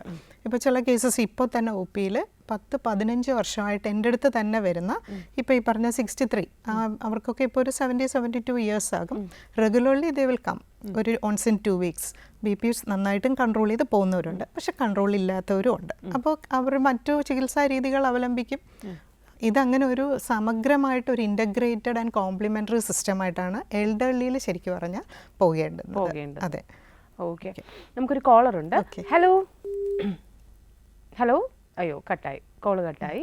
അപ്പം നമ്മുടെ ഈ പ്രായമായ ആളുകളിൽ കൂടുതലായിട്ട് അവർ പറഞ്ഞു കേൾക്കുന്ന ഒരു കാര്യമാണ് കാലിന്റെ അടിഭാഗം വേദന. നേരത്തെ ഒരു കോളർ പറഞ്ഞല്ലോ, ശരിക്കും അതിനുള്ള കാരണം എന്താണ്? അതിന് പ്രത്യേകമായിട്ട് ഹോമിയോ ചികിത്സയുണ്ടോ? മെയിനായിട്ട് വരുന്ന പെരിഫറൽ ന്യൂറോപ്പതി ബാധിക്കുമ്പോഴാണ്. അപ്പോൾ എല്ലാവർക്കും അറിയാവുന്ന ഒരു സംഗതിയാണ് ഡയബറ്റിസ്, താഴോട്ടുള്ള രക്തയോട്ടത്തിൻ്റെ കുറവ് വരാം. പിന്നെ പ്രായമാവുമ്പം ആറ്ററോസ്ക്ലെറോട്ടിക് ചേഞ്ച്, ആർട്ടറീസ് ഒക്കെ സ്റ്റിഫൻഡ് ആകും, അതിനകത്ത് ഡെപ്പോസിറ്റ്സ് ഉണ്ടാകും. അപ്പോൾ ബ്ലഡ് സർക്കുലേഷൻ കുറയുമ്പോൾ ഈ പെരിഫറൽ ന്യൂറോപ്പതി വരാം. B12 ഡെഫിഷ്യൻസിയിൽ പെരിഫറൽ ന്യൂറോപ്പതി വരാം. പിന്നെ കോസ് അൺനോൺ ആയിട്ടും വരാം. പിന്നെ എന്തെങ്കിലും ലോ ബാക്ക് ഏക്കിൻ്റെ കോസ്, കംപ്രഷൻസ് ഉണ്ടായി വെർട്ടിബ്രേഡ് ഏരിയയിൽ വരാം. അപ്പോൾ കോസ് എന്താണെന്ന് ആദ്യം മനസ്സിലാക്കുക, അതിന് അനുയോജ്യമായ ട്രീറ്റ്മെൻറ്റ് കൊടുക്കുക. ചിലപ്പോൾ സപ്ലിമെൻറ്റ്സ് വേണ്ടി വരും, അപ്പോൾ സപ്ലിമെൻറ്റ്സ് കൊടുക്കാം. അപ്പോൾ അതൊന്നും ഹോമിയോപ്പതിക്ക് എതിരല്ല. അപ്പോൾ അത് തന്നെ ഞാൻ പറഞ്ഞല്ലോ, നേരത്തെയുള്ള തത്വസംഹിതയ്ക്കകത്ത് തന്നെ പറഞ്ഞിട്ടുണ്ട്, where you give the medicine where necessary the reverse. നമുക്കൊരു ഡെഫിഷ്യൻസി സ്റ്റേറ്റ് ആണ്, അപ്പോൾ അവരെ കറക്റ്റ് ചെയ്യാൻ നമ്മളൊരു ഡെഫിഷ്യൻസി നമ്മൾ കറക്റ്റ് ചെയ്തിരിക്കണം. നേരത്തെ പറഞ്ഞ പോലെ ഡിസ്ലൊക്കേഷനോ സർജിക്കൽ കേസ് ആണെങ്കിൽ അത് തന്നെ ചെയ്യണം. അതല്ലാത്ത കേസസ് സപ്ലൈ ചെയ്യേണ്ടുന്നത് ഇതുപോലെ ഡെഫിഷ്യൻസി സ്റ്റേറ്റ് നമ്മൾ കറക്റ്റ് ചെയ്യുക. ഓക്കെ. അതുപോലെ തന്നെ മറ്റൊരു അസുഖമാണ് ഈ കുറച്ച് പ്രായമാകുമ്പോൾ ആർത്രൈറ്റീസ് വരുന്നത്. അപ്പോൾ അതിനും ഞാൻ ഹോമിയോപ്പതിയിൽ നല്ല ട്രീറ്റ്മെന്റ് ആണ് ഉള്ളത് എന്ന് കേട്ടിട്ടുണ്ട്. അപ്പോൾ എന്താണ് ഡോക്ടർ? അത് കുറച്ച് ധാരണ ഇങ്ങനെ കൂടി വരുന്നതാണ് ഹോമിയോപ്പതിയുടെ സ്കോപ്പിനെ പറ്റി. അത് നല്ല ട്രീറ്റ്മെന്റ് ഉണ്ട്. ഇപ്പോൾ തന്നെ government homeo medical college geriatric OP-യിൽ 2 സ്റ്റഡീസ് നടന്നിട്ടുണ്ട്. ആ സ്റ്റഡീസ് നടന്നതിനകത്തല്ല 70% പേർക്ക് 70 to 80% ഇമ്പ്രൂവ്മെൻ്റ് ആണ് വരുന്നത്. അതെല്ലാം വളരെ സിസ്റ്റമാറ്റിക് ആയിട്ടും നടത്തിയ സ്റ്റഡീസാണ്. അപ്പോൾ ഈ നേരത്തെ പറഞ്ഞ പോലെ തന്നെ അവർക്ക് വേദനയും നീരും നടക്കാനുള്ള ബുദ്ധിമുട്ടും സ്റ്റിഫ്നെസ് ഒന്ന് എഴുന്നേച്ച് തുടങ്ങാൻ ഇപ്പം നടക്കാൻ ബുദ്ധിമുട്ട്, ആ സമയത്ത് അത് കവർ ചെയ്യുന്ന മെഡിസിൻസ് കൊടുക്കുന്നു. പിന്നെ അതിനൊരു ആശ്വാസമുണ്ട്, അതിൻ്റെ ഫോളോ അപ്പ് പറയുന്നു.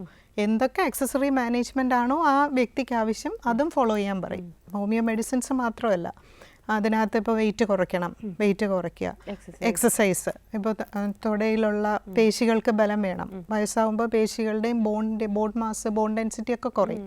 അത് പിന്നെ അവിടെയും ബ്ലഡ് ടെസ്റ്റ് വേണം. കാൽഷ്യം കുറവാണോ, D3 കുറവാണോ, അല്ലെങ്കിൽ ഒരു ഡെക്സാ സ്കാൻ വേണോ, ഏതെങ്കിലും സൈറ്റ്സിൽ ഒരു ഫ്രാക്ചർ സൈറ്റ്സ് ഉണ്ടോ, അതൊക്കെ അങ്ങനത്തെ സ്ക്രീനിങ് ഒക്കെ ചെയ്ത് തന്നെയാണ് ചെയ്യേണ്ടത്. നമുക്ക് എന്തായാലും ചെറിയൊരു ബ്രേക്കിന് ശേഷം തിരിച്ചു വരാം. ഇനി കേരള കണക്റ്റ് ഷോർട്ട് ബ്രേക്ക്.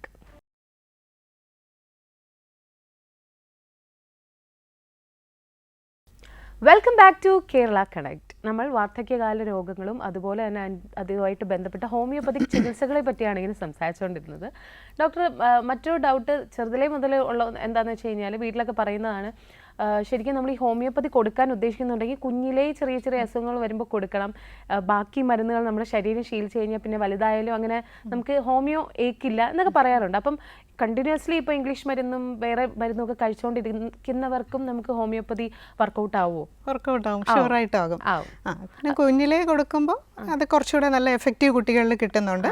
ഇനി നേരത്തെ ഒരു സംശയം ചോദിച്ചല്ലോ, ആ പീഡിയാട്രിക്കിന് കിട്ടുന്ന അതേ എഫക്റ്റ് ജെറിയാട്രിക്കിന് ഇപ്പോൾ കിട്ടുന്നുണ്ട്. പേഷ്യൻസ് തന്നെ നമ്മളോട് അതിൻ്റെ ഒരു സുഖം അനുഭവിച്ചിട്ട് അവർ പറയുന്നുണ്ട്, കുറച്ച് മരുന്ന് മതി. അതല്ല, നേരത്തെ പറഞ്ഞത് അതിന് ആക്ഷൻ കിട്ടുമെന്നുള്ളതാണ്. അവിടെയും നേരത്തെ പറഞ്ഞ പോലെ മെഡിസിൻ സെലക്ഷൻ വരുമ്പോൾ ഇങ്ങനെയുള്ള മെഡിസിൻസ് കൊടുത്തതിന് ശേഷം when they start homoeopathic treatment ഒരാൾ കൊടുക്കുമ്പോൾ അത് ഇന്ന മരുന്ന് വെച്ച് സ്റ്റാർട്ട് ചെയ്യൂ. അങ്ങനെയുള്ള മരുന്നുകളുടെ ലിസ്റ്റ് ഉണ്ട്. അപ്പോൾ അത് വെച്ച് സ്റ്റാർട്ട് ചെയ്തിട്ട് പിന്നെയുള്ള സിംറ്റംസ് നോക്കി കൊടുക്കാം. എന്താണോ രോഗം, ഹോമിയോപ്പതിയുടെ വ്യത്യാസം രോഗത്തിൻ്റെ അവസ്ഥ, രോഗത്തിൻ്റെ ലക്ഷണങ്ങൾ, രോഗത്തിൻ്റെ കാരണങ്ങൾ, ആ രോഗത്തെ സമഗ്രമായിട്ട് ഒന്ന് മനസ്സിലാക്കി ആണ് മരുന്ന് കൊടുക്കുന്നത്. ശരിക്കും ഇപ്പം ആയുർവേദത്തിലാണെന്നുണ്ടെങ്കിൽ ഇപ്പോൾ മാംസം അങ്ങനെയൊന്നും കഴിക്കാൻ പാടില്ല എന്ന് പറയുന്ന പോലെ ഹോമിയോയിൽ വരുമ്പോൾ കോഫി കുടിക്കരുത് എന്ന് കേട്ടിട്ടുണ്ട്. അത് ശരിയാണോ? അതെ, അതായത് ഒരു ഡോസ് വളരെ കുറവാണ് ഹോമിയോ മെഡിസിൻ ആക്ട് ചെയ്യാനായിട്ട് കൊടുക്കുന്നത്. അപ്പോൾ ഡോസ് കുറവാകുമ്പോൾ ആ ഡോസ് ഒരു സ്റ്റിമുലേറ്ററി ആക്ഷനായിട്ട് ബോഡിയിൽ വന്ന് ബോഡിയുടെ ഒരു പ്രതിരോധ ശേഷിയൊക്കെ ഒന്ന് വർദ്ധിപ്പിച്ച് വരണമെങ്കിൽ ആ ഡോസിനെ, ആ മെഡിസിൻ്റെ ആക്ഷനെ ഹിൻഡർ ചെയ്യുന്ന, അതായത് നശിപ്പിക്കുന്ന ഒന്നും നമ്മുടെ ഭക്ഷണത്തിൽ വരാൻ പാടില്ല. അപ്പോൾ സ്പൈസസ് കൂടുതലുള്ളത് ഒക്കെ കുറയ്ക്കുന്നത് മെഡിസിൻ്റെ ആക്ഷൻ കൂടുതൽ കിട്ടും. കൊച്ചു കുട്ടികൾക്ക് എന്താ ആക്ഷൻ കൂടുതൽ കിട്ടുന്നത്? ഇങ്ങനത്തെ സ്പൈസസും ഇതൊന്നും അവരിൽ ഇല്ല. അവരൊരു ലൈറ്റ് ന്യൂട്രീഷ്യസ് വേ ഓഫ് ഡയറ്റാണ്. അപ്പം പെട്ടെന്ന് ആക്ഷൻ കിട്ടുന്നു. അപ്പോൾ ആക്ഷൻ കിട്ടാനും അതിനുവേണ്ടിയാണ് ഈ റെസ്ട്രിക്ഷൻസ് ഡയറ്റിൽ പറയുന്നത്. ശരിക്കും പിന്നെ പ്രായമാകുമ്പോൾ കൂടുതലും വാർദ്ധക്യകാലത്തിൽ അമ്മമാരും അപ്പൂപ്പന്മാരും പറയുന്ന വലിയൊരു പ്രശ്നമാണ് വയറുവേദന എന്ന് പറയുന്നത്. ആഹാരം കഴിക്കാതിരിക്കുക, വയറ് വീർത്തിരിക്കുന്നതിൻ്റെ വയറ്, അതുപോലെ തന്നെ കോൺസ്റ്റിപ്പേഷൻ, ഈ പ്രശ്നങ്ങളൊക്കെ പറയുന്നത്. അപ്പോൾ ഇതിന് ശരിക്കും ഹോമിയോയിൽ പരിഹാരം ഉണ്ടോ? ഉണ്ട്. അതായത് ഇവിടെ എല്ലാം സിംറ്റമാറ്റിക് മാനേജ്മെൻറ്റ് തന്നെയാണ് മെയിനായിട്ട് അവർ പറയുന്ന ഒന്നാണ്. GERD, gastro oesophageal reflux disease. കഴിക്കുന്നതിന് മുമ്പ് പൊളിച്ച് തേട്ടി വരുന്നു, നെഞ്ചിലിരിക്കുന്ന മാതിരി തോന്നുന്നു. പക്ഷേ നെഞ്ചിലിരിക്കുന്ന മാതിരി തോന്നും, എൻ്റെ കോസ് കൂടെ കാണണം. ഫുഡ് ഇവിടെ സ്റ്റക്ക് ചെയ്യുന്നു, എന്താ അതിൻ്റെ റീസൺസ് എല്ലാം അത് റൂൾ ഔട്ട് ചെയ്യുക. പിന്നെ അതുപോലെ ഫ്ലാറ്റുലൻ ഡിസ്പെപ്സിയ, ഭക്ഷണം കഴിച്ച് വയറ് വീർത്ത് വരുന്നു, ഗാൽസ്റ്റോൺ ഉണ്ടാകാം, ആ കോസ് നമ്മൾ നോക്കണം. പിന്നെ കോൺസ്റ്റിപ്പേഷൻ അല്ലെങ്കിൽ ഡയറിയ ഓൾട്ടർനേറ്റ് വിത്ത് കോൺസ്റ്റിപ്പേഷൻ, വയറിളകും വരും. ഇതിനകത്ത് ഫിസിയോളജി, അതായത് നോർമലായിട്ട് പ്രായം കൂടുന്നതനുസരിച്ച് വരുന്നതെന്ന് പറഞ്ഞാൽ നമുക്കൊരു നോർമൽ പെരിസ്റ്റാൾട്ടിക് മൂവ്മെൻ്റ് ഉണ്ടല്ലോ, ഇത് കുറച്ച് ഡിലേഡ് ആവും. നേരത്തെയുള്ള അത്ര സ്പീഡല്ല. മസിൽസിൻ്റെ ടോണിസിറ്റി കൂടും. അപ്പോൾ അവർക്ക് ബാഗിയായിട്ട് കുറച്ച് കൂടുതൽ കഴിക്കാം. പക്ഷേ ഏനൽ സ്പിങ്ക്റ്റേഴ്സ് എല്ലാം റിലാക്സ്ഡ് ആണ്, ഇത്രയും പെട്ടെന്ന് പോവില്ല. അപ്പോൾ മോഷൻ അല്ലെങ്കിൽ സ്റ്റൂൾ, ഇതിനകത്തുള്ള ഇമ്പാക്റ്റ് ടൈം സ്മോ. അപ്പോൾ കൂടുതൽ വാട്ടർ അബ്സോർബ് ചെയ്യും, കോൺസ്റ്റിപ്പേഷൻ കൂടും. അപ്പോൾ ഇത് ഒരു നോർമൽ ഫിസിയോളജി. അപ്പോൾ ഇതിനായി ശ്രദ്ധിക്കാൻ എന്താ ചെയ്യേണ്ടത്? ഡയറ്റ് അവർ കൃത്യസമയത്ത് കഴിക്കുക, വെള്ളം കുടിക്കുക, കോൺസ്റ്റിപ്പേഷൻ ഉണ്ടാക്കുന്ന ഭക്ഷണങ്ങൾ കുറയ്ക്കുക, പച്ചക്കറികൾ, നാരടങ്ങിയ, വലിയവർക്കും യങ്സ്റ്റേഴ്സിനും ഒക്കെ പറയുന്ന പോലെ തന്നെ നാരടങ്ങിയ ഭക്ഷണങ്ങൾ ധാരാളം കഴിക്കുക.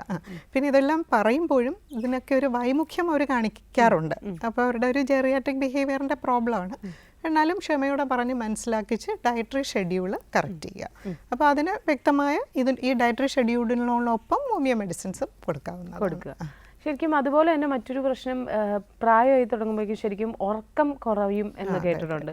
മിക്കവാറും അമ്മമാരും ഒക്കെ പറയാൻ രാത്രി ഉറക്കമില്ല എന്ന് പറയുന്നത് കേട്ടിട്ടുണ്ട്. അപ്പോൾ ശരിക്കും ഇപ്പം നമ്മൾ അല്ലാണ്ട് ഡോക്ടറിനെ ചെന്ന് കാണുകയാണ്, ഇപ്പോൾ ഇംഗ്ലീഷ് മരുന്നാണെന്നുണ്ടെങ്കിൽ സ്ലീപ്പിംഗ് പിൽസ് തരും, അത് എടുക്കാനും പേടിയാണ്. സ്ലീപ്പിംഗ് പിൽസ് എടുത്തു തുടങ്ങിയാൽ പിന്നെ അതില്ലാതെ പറ്റില്ല എന്നൊക്കെ. ഹോമിയോയിൽ ശരിക്കും ഉറക്കമില്ലായ്മയ്ക്ക് ഉണ്ടോ? അതെ, ഇത് ഞങ്ങളുടെ ഗവൺമെൻറ് ഹോമിയോ മെഡിക്കൽ കോളേജിൽ ജെറിയാട്രിക് OP തുടങ്ങിയപ്പോൾ ആദ്യം നടത്തിയ സ്റ്റഡി ഒരു ക്വാളിറ്റി ഓഫ് ലൈഫ് ഇംപ്രൂവ് ചെയ്താണ്, ഒരു പൈലറ്റ് സ്റ്റഡി. അതിനുശേഷം ആദ്യമായിട്ട് ഒരു PG ചെയ്ത തീസിസും സ്ലീപ്ലെസ്നെസ് ആണ്. അതൊരു ഇൻ്റർനാഷണൽ സെമിനാറിനൊക്കെ പോയി ആ പേപ്പർ പ്രസൻറ്റ് ചെയ്യുകയും ചെയ്തു. അതിൽ വളരെ എഫക്റ്റീവായിട്ട് ഹോമിയോ മെഡിസിൻസിന് എഫക്റ്റ് ആണെന്ന് കണ്ടു. എന്താണ് ഉറക്കമില്ലായ്മ എന്ന് പറഞ്ഞാൽ അതിനും ഒരു കുറച്ച് ഫിസിയോളജി ഉണ്ട്. അപ്പോൾ ഇവർ പോയി കിടക്കുമ്പോൾ ഉറക്കം കിട്ടാൻ കുറച്ച് താമസിക്കുന്ന, രാവിലെ എണീക്കുമ്പോൾ ആ ഒരു പീരിയഡ്, ആ സ്ലീപ്പിൻ്റെ പാറ്റേണിനൊരു ചേഞ്ച്, രാവിലെ എണീക്കുമ്പം ഒന്ന് കിടന്ന് പിന്നെ ഉറങ്ങാനൊരു സുഖം, അപ്പോൾ കൂടുതലും ഉറക്കം ഹെൽഡ് ആവും. അപ്പോൾ അങ്ങനെ പാറ്റേൺ ചേഞ്ച് ചെയ്ത് വരും. പിന്നെ മെഡിസിൻസ് കഴിക്കുന്നതിൽ പിന്നെ ആ മെഡിസിനിൽ അവർ ഡിപ്പെൻഡൻ്റ് ആവും. അപ്പോൾ ഇതിന് ഫലപ്രദമായ ഹോമിയോ മരുന്നുകളുണ്ട്. വളരെ ഈ സ്ലീപ്പ് പാറ്റേൺ കുറയ്ക്കുക, പിന്നെ സ്ലീപ്പിൻ്റെ തന്നെ സ്ലീപ്പ് എക്സസൈസ് എന്ന് പറയും. ഒരു അതിനുള്ള ചുറ്റുപാടുകൾ ഉണ്ടോ, അല്ലെങ്കിൽ പറഞ്ഞ് മനസ്സിലാക്കുക. ജെറിയാട്രിക്ക് വരുമ്പോൾ എപ്പോഴും ഇൻഫോർമൽ കെയർ ഗീവേഴ്സ് കൂടെ ഒക്കെ വരും. അവരോട് പറയും ഇങ്ങനെയുള്ള അറ്റ്മോസ്ഫിയേഴ്സൊക്കെ എല്ലാം കറക്റ്റ് ചെയ്ത് മെഡിസിൻസ് കൃത്യമായിട്ട് കഴിച്ച് വരുമ്പം സുഖമായിട്ട് അവർ ഉറങ്ങുന്നുണ്ട്. അതിന് വേറെ കോംപ്ലിക്കേഷൻസ് ഇല്ല. ഇത് പറഞ്ഞ് ഹോമിയോ മെഡിസിൻ കഴിച്ചിട്ട് അവർ ഉറക്കത്തിൽ അഡിക്റ്റ് ആയെന്ന് പറയുന്നുമില്ല. അപ്പോൾ അത് വരുന്നവർ അത് തന്നെ പറയുന്നു. പിന്നെ പറയുന്ന ഇപ്പം നന്നായിട്ട് ഉറക്കം കിട്ടുന്നുണ്ട് ഡോക്ടർ, ഇനി മെഡിസിൻ വേണ്ട എന്ന് പറഞ്ഞ് വരുന്നുണ്ട്. അത് അവരുടെ ഒരു സാറ്റിസ്ഫാക്ഷൻ നമുക്ക് കാണാൻ പറ്റുന്നുണ്ട്. It's an experience. അതായത് നേരത്തെ പറഞ്ഞ ആ ഒരു ബ്യൂട്ടി ജെറിയാട്രിക്കിൽ അറിയണമെങ്കിൽ, ഇതിപ്പോൾ ഞാനിവിടെ പറയുന്നതേ ഉള്ളൂ, ഇവിടെ കേരളത്തിലുള്ള കാസർഗോഡ് തൊട്ട് തിരുവനന്തപുരം വരെയുള്ള എല്ലാ ഹോമിയോ ഡോക്ടേഴ്സിൻ്റെയും എക്സ്പീരിയൻസ് ആണ്.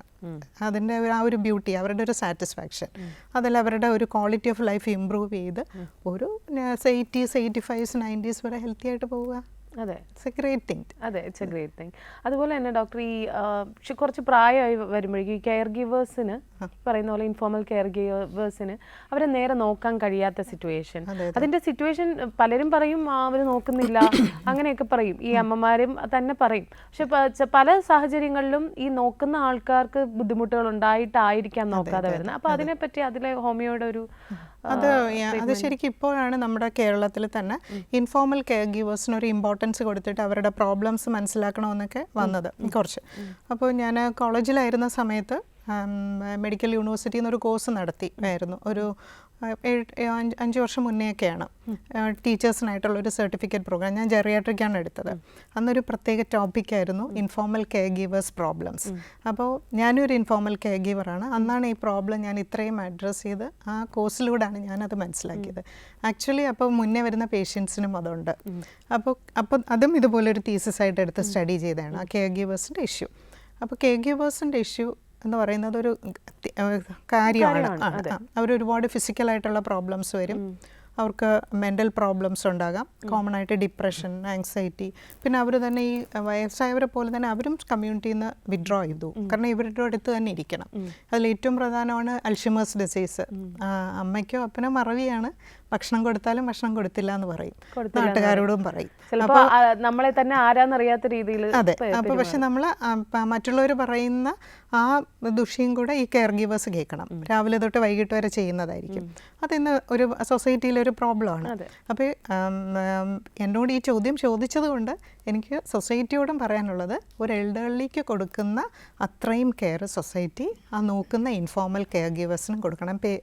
അടിവരായിട്ട് ചിന്തിക്കണം, നോക്കാത്തയല്ല, നോക്കുന്ന. അത് വളരെ സ്ട്രെയിൻ എടുത്ത് സിൻസിയറായിട്ട് നോക്കുന്ന ധാരാളം പേരുണ്ട്. പിന്നെ ഇത് അവരങ്ങനെ ചെയ്യുമ്പോൾ ഒരു ഫാമിലിയിലായിരിക്കുമ്പോൾ ആ കെയർ ഗീവേഴ്സ് ഫാമിലിക്ക് സ്പെൻഡ് ചെയ്യേണ്ട ടൈം മാറുന്നു, താൻ ചിലവാക്കേണ്ടുന്ന സമയം മാറുന്നു. എപ്പോഴും ഈ കെയർ ഗീവിങ്ങിൻ്റെ ഇഷ്യൂസിനെ എങ്ങനെ ഹാൻഡിൽ ചെയ്യണമെന്നുള്ള ചിന്ത.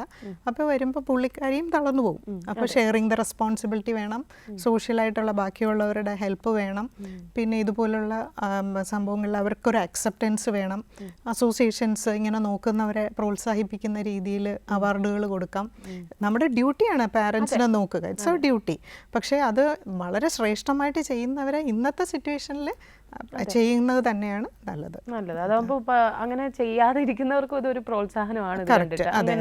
ചിലപ്പോൾ അവർക്ക് അറിവില്ലായ്മ ഉണ്ടാകാം. പിന്നെ കെയർ ഗീവേഴ്സിന് തന്നെ ബ്രോങ്കിലാസ്മയുണ്ട്, ഒരു ഇൻഹേലർ തെറാപ്പിയിൽ ഇരിക്കുന്ന ഒരാളാണ്, അതിന്റെ ടയർഡ്നെസ് എല്ലാം ഉണ്ടാകാം, കിടപ്പാകാം. പിന്നെ ഈ പറഞ്ഞ പോലെ ഏജിങ് പോപ്പുലേഷൻ കൂടുകയാണ്. അപ്പൊ ആ ഏജിങ്ങിനെ നോക്കുന്നത് 60 വയസ്സായ ആളായിരിക്കും. അപ്പൊ അവരുടെ ഹെൽത്ത് ഇഷ്യൂസ് ഉണ്ട്. അപ്പൊ അതൊക്കെ നമ്മൾ മനസ്സിലാക്കുക. പിന്നെ ആ കെയർ ഗീവർ ഇഷ്യൂസിന് തന്നെ ഹോമിയോയിൽ മെഡിസിൻസ് ഉണ്ട്. അതാണ് നേരത്തെ പറഞ്ഞത്. മറ്റൊരു സ്റ്റഡി ഞങ്ങളുടെ ഡിപ്പാർട്ട്മെൻറ്റിൽ തന്നെ ചെയ്താണ്, government homeo medical college Trivandrum. Informal care ഗീവേഴ്സിൻ്റെ issues and its homeopathic management. അത് കേസ് എടുത്തപ്പോൾ കേസ് സ്റ്റഡി എന്ന് പറഞ്ഞാൽ ഞാൻ നേരത്തെ പറഞ്ഞല്ലോ, ഹോമിയോപ്പതിക് കേസ് ടേക്കിംഗ് അതൊരു വാസ്റ്റാണ്. വളരെ ഡെപ്തിൽ പോയി അത് മനസ്സിലാക്കാൻ പറ്റും. അപ്പോൾ പല അസുഖങ്ങൾക്കും കാരണം പലതാകാം. നമ്മൾ എക്സ്റ്റേണൽ കാണുന്ന ഫീച്ചേഴ്സ് കോസേറ്റീവ് ഓർഗാനിസംസ് ഒക്കെ ആണെങ്കിലും അറിഞ്ഞുകൂടാത്ത പല കാരണങ്ങളും ഉണ്ട്. അവർക്കുള്ള മെൻ്റൽ സപ്രഷൻസ് ഇങ്ങനെയുള്ളതൊക്കെ ട്രേസ് ചെയ്ത് പോയി അങ്ങനെ എടുത്ത് സ്റ്റഡി ചെയ്ത് അങ്ങനെ ഹോമിയോ മെഡിസിൻസ് കൊടുത്തിട്ട് ഇതിനകത്ത് തന്നെ എഫക്റ്റീവായിട്ട് കണ്ടിട്ടുണ്ട്. മെഡിസിൻ കഴിച്ച് ക്യൂറായി, അല്ലെങ്കിൽ അവരെ കുറച്ചുകൂടെ ഈ നേരത്തെ ഞാൻ പറഞ്ഞല്ലോ ബെസ്റ്റ് മെൻ്റൽ റെജിമെൻ ഓരോ അതിനും പറ്റിയ രീതിയിൽ അതിൻ്റെ ഒരു കൗൺസിലിംഗ് സർവീസ് പോലൊക്കെ കൊടുത്ത് അവരെ നോർമലൈസ് ചെയ്യാൻ പറ്റി. അങ്ങനെ പറ്റുമ്പോൾ എന്താ, elderly population are healthy, care givers are healthy, community also healthy. കറക്റ്റാണ്. ശരിക്കും ആ കെയർ ഗീവേഴ്സിൻ്റെത് ഒരു കാശില്ലാതെ കിട്ടുന്ന ഒരു സേവനം. അമ്മയാണ് അപ്പനാണ് നോക്കണം, പക്ഷേ അത് അവരുടെ ആ സർവീസ് സൊസൈറ്റിയിൽ അല്ലെങ്കിൽ നമ്മുടെ സ്റ്റേറ്റിൽ ഇപ്പോൾ സാമ്പത്തിക ബുദ്ധിമുട്ടൊക്കെ ഇരിക്കുമ്പോൾ അങ്ങനെ സർവീസ് കൊടുത്തിട്ട് അവരെ ഹെൽത്തി ആയിട്ട് വെക്കുന്നു. ആ ഹെൽത്തി ആയിട്ട് വെക്കുന്ന എൽഡർലിയെ പ്രൊഡക്റ്റീവായിട്ട് നമുക്ക് യൂസ് ചെയ്യാം. അതെ, അതാണ് എനിക്ക് തോന്നുന്നു പുതിയ CM പറയുന്നത്. പ്രൊഡക്റ്റീവ് ഓൾഡ് ഏജ് ആണ്. അതെ അതെ, ഓൾഡ് ഏജ് എന്ന് പറഞ്ഞ ഒരു റിട്ടയർമെന്റ് എന്നുള്ളത് മാത്രമല്ല, പ്രൊഡക്റ്റീവ് ഓൾഡ് ഏജ്. കാര്യം ഈ പറയുന്ന ഏജ് കൂടുതൽ നാൾ ഇരിക്കുമ്പോൾ അതിനനുസരിച്ച് പ്രൊഡക്റ്റീവ് ആയിട്ടിരിക്കുക. ഓക്കെ ഡോക്ടർ, അതുപോലെ തന്നെ മറ്റൊരു ഡൗട്ട്, ശരിക്കും ഈ ഹോമിയോയിൽ തന്നെ 2 ടൈപ്പ് മെഡിസിൻ എന്ന് കേട്ടിട്ടുണ്ട്, ജർമ്മൻ മെഡിസിനും നോർമൽ ഹോമിയോ എന്നും പറയും. അപ്പോൾ ശരിക്കും അതിൻ്റെ ആ ഒരു ഡിഫറൻസ് എന്താണ്? അതുപോലെ തന്നെ ഇതിൽ ഏതാണ് ശരിക്കും എന്താ റിസൾട്ട് തരുന്നത്? ജർമ്മൻ ആണെന്ന് കൂടുതൽ കേട്ടിട്ടുണ്ട്. അപ്പോൾ എന്താണ് അതിൻ്റെ പിന്നിലുള്ളത്? അതെ, പല ഫാർമസ്യൂട്ടിക്കൽസും ഉണ്ട് ഹോമിയോ ഇവിടെ.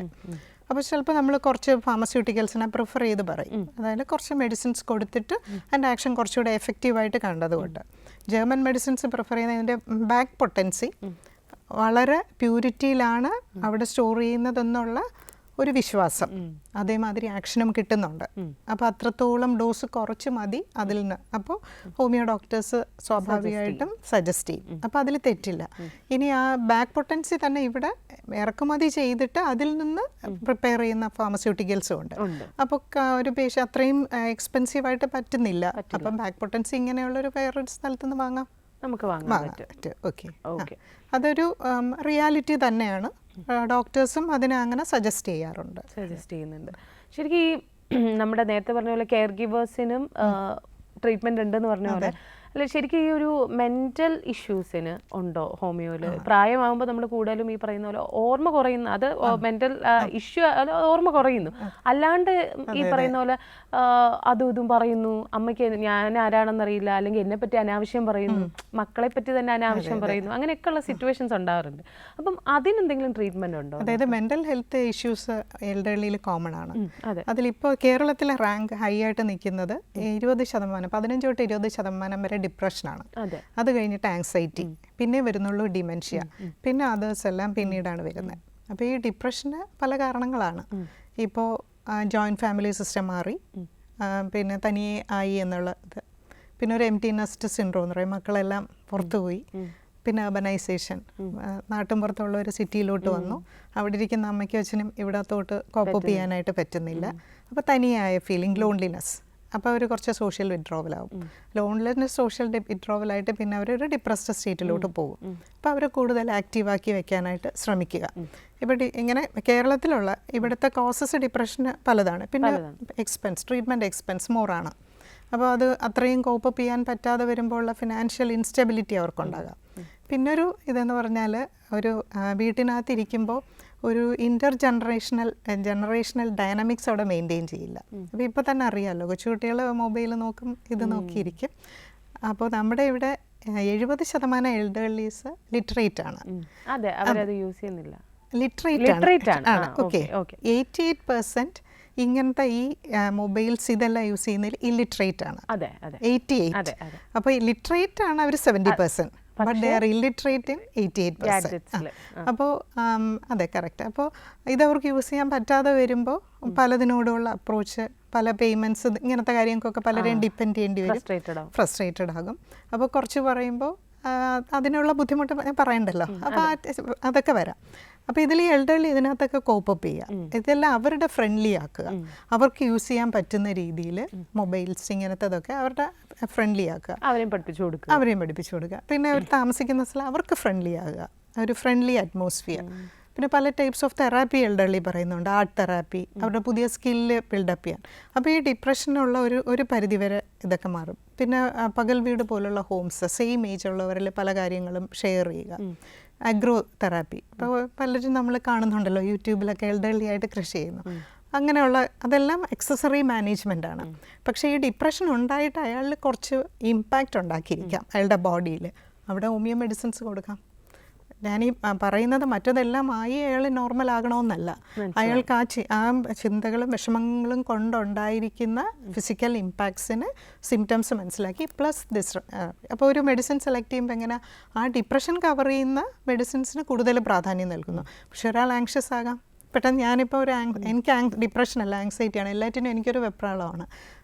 എൽഡർലിക്ക് വെപ്രാളം ഉണ്ടാകാം, പക്ഷെ അതിൽ കവിഞ്ഞാകുമ്പോൾ അത് കുറച്ച് നേരത്തെ പറഞ്ഞ പോലെ ഒരു psycho therapy plus homeo medicine. അപ്പോൾ അതൊരു ഫ്രണ്ട്ലി ആയിട്ട് അവരുടെ മെൻ്റൽ കണ്ടീഷൻ ഇത് ചെയ്ത് കോപ്പപ്പ് ചെയ്ത് കൊണ്ടുപോകാനായിട്ട് പറ്റും. നമുക്കൊരു കോളർ ഉണ്ട്. ഹലോ ഹലോ ഹലോ, നമസ്കാരം, ഇതാരാണ്? എൻ്റെ പേര് വിനോദ് എന്നാണ്, ആലപ്പുഴ നിന്ന് വിളിക്കുന്നത്. ഓക്കെ വിനോദ്, ഡോക്ടറിനോട് ഡൗട്ട് ചോദിച്ചോളൂ. ഡോക്ടർ എനിക്ക് ചോദിക്കാനുള്ളത് നമ്മുടെ ഈ ഷുഗർ ഉള്ള പേഷ്യൻസിന് അത് പ്രത്യേകിച്ച് ഒരു 40-45 വയസ്സ് കഴിയുമ്പോഴത്തേക്കും നമുക്ക് ഹോമിയോ മരുന്ന് കഴിക്കാൻ കഴിയുമോ? ഹോമിയോ മരുന്ന് കഴിക്കുന്നുണ്ട് ഷുഗറുമായിട്ട് ബന്ധപ്പെട്ടുള്ള പ്രശ്നങ്ങൾ കൂടാനുള്ള സാധ്യതയുണ്ടോ എന്നറിഞ്ഞാൽ കൊള്ളായിരുന്നു.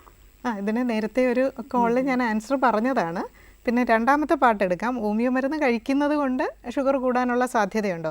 അത് ശരിക്കും ഇപ്പോൾ ഹോമിയോ ഡോക്ടേഴ്സിനെ സംബന്ധിച്ചിടത്തോളം ഞങ്ങളുടെ മുന്നേ വരുന്ന പേഷ്യൻസിനോടൊക്കെ ഞങ്ങളത് പറഞ്ഞ് കറക്റ്റ് ചെയ്യേണ്ടി വരുന്നു. അതായത് ഹോമിയോ മരുന്ന് കഴിക്കുമ്പോൾ ഷുഗർ കൂടും, കാരണം മധുരമുള്ള ഗുളികയാണ് കഴിക്കുന്നതെന്ന്.